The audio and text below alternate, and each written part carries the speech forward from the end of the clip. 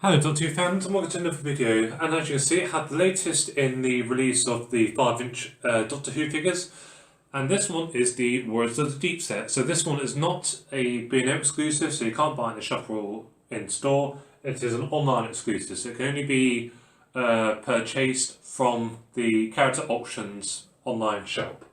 So I shall put that in the link description below so you can see for yourself. This one is a slightly more expensive set rather than the usual £20 sets that you get at B&M. This one is £30 due to the new sculpting that was required for these figures. So as you can see, we had the Warriors of the Deep set, so containing the 3 Solariums that was actually seen in the episode. Warriors of the Deep was an episode that's seen in the 1980s with the 5th Doctor Peter Davison.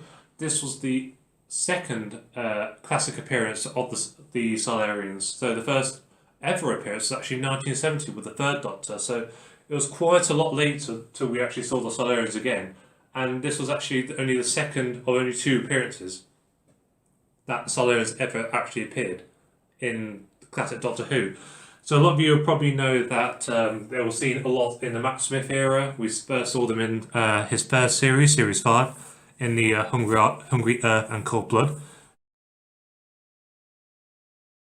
And then we saw like little cameos of them basically throughout the his era and a bit of the Pete Capaldi era as well.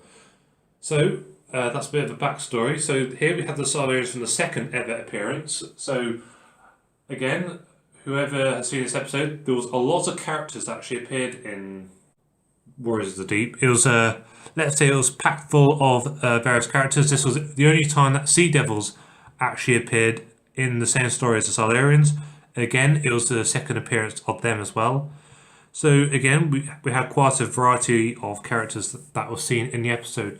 So a lot of you have probably seen photos of the Solarians from Warriors of the Deep, and it was basically hard to get the colouring right for the figures due to the fact that in every single scene, the colouring of the scale seemed to change literally throughout every single scene. So I think they pretty much got it bang on. So starting off with the middle Solarian. So again, when I said there was only 3 Solarians, they do have 3 different names, like Ikar, but none of the Solarians actually have a specific. So technically, each Solarian can actually be whatever name you want to give it. They're not actually they weren't unique enough to be distinguished in this set because they all were pretty much exactly the same. If you see Warriors of the Deep, you'll see that there's no distinguishing between the Solarians, maybe a bit of a height difference, but that's about it. So starting with the middle Solarian, the one with the lit up red eye. As you went in Warriors of the Deep, the Solarians had sort of a 3rd eye, and it's basically lit up red with every single word and thing they said. So again, they've added this bit on, and they kept the other 2 blank. So you've got basically a bit of variation between the 2. Overall, though, I do love the detail. If you've not got it, as you can see here, the detail and the scales on the face have pretty much got perfect. And one thing I do like as well is that they've added all these extra details here on the arms, all the scales as well, and the communicator. So I do like how they've added that. And another thing that I also noticed about the set as well is the feet. So you probably can't see from this angle, but the feet have actually been have a bit of a slight different colouring between each figure, which I quite like.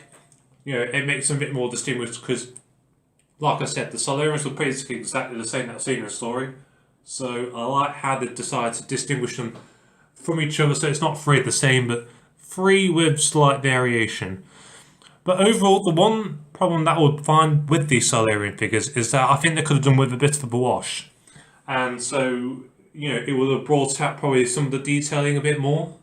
Because obviously, if they, the Solarians lived under the sea, so they were exposed to, well, a lot of water. So it would have been nice to sort of see that kind of effect on them. But apart from that, I do like the detail on them. As you can see here around the back as well, they've added in all the scales, as you see. The legs as well, they've actually had a bit of a wash on, ironically, though I didn't see why the armour didn't have this, which I sort of find a bit bizarre that they've added the wash in on some bits, not all bits, but maybe that's just being a bit picky. But if I turn two of the figures, as you can see, just slightly different, slightly washing on the ear. So this one on the left has a bit more of a black wash, whilst this one has more of a, well, no wash at all. So it's nice they've actually decided to put a bit of effort in trying to make them slightly separate. Overall, it's an iconic story for probably maybe some of the wrong reasons, but overall, it's nice that they've actually have classic Solarians. As a lot of you have probably collected the modern era figures, a lot of you probably had the modern era Solarium figures that were seen in the Series 5. But overall, it's nice to finally actually have the classic Solarians, or at least one of the three versions of Solarians that we have now. The original ones were, let's say, certainly different from this version. I know it looks like they're grinning all the time, but this is exactly what they look like, trust me. I recommend that you probably Google that. But overall, the figures are very nice. The detail is very lovely. I like how they're taking the time into it.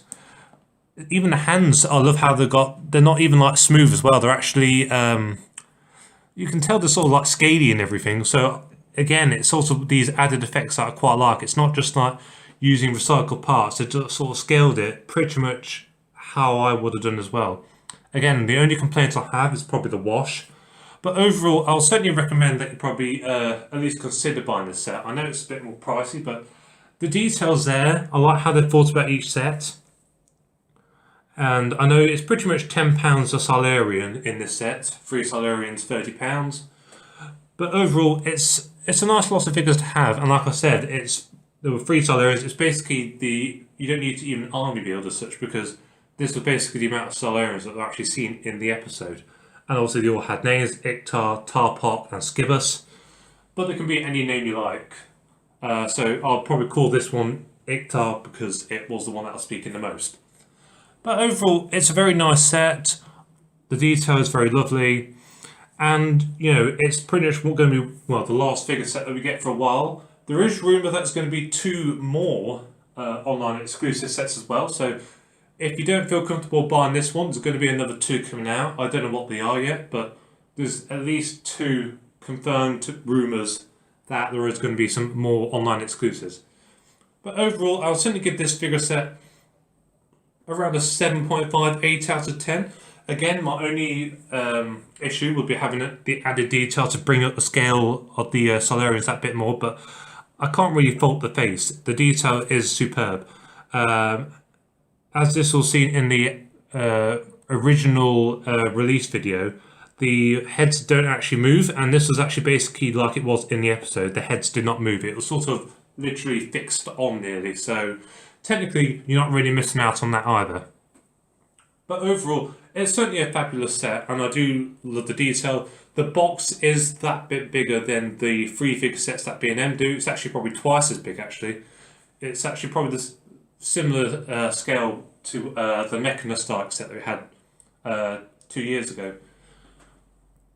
So I hope you enjoyed this video and review, and again, like I said, if you don't want to get it, that's fine, but it is a limited edition. There's only 5,000 that were actually produced.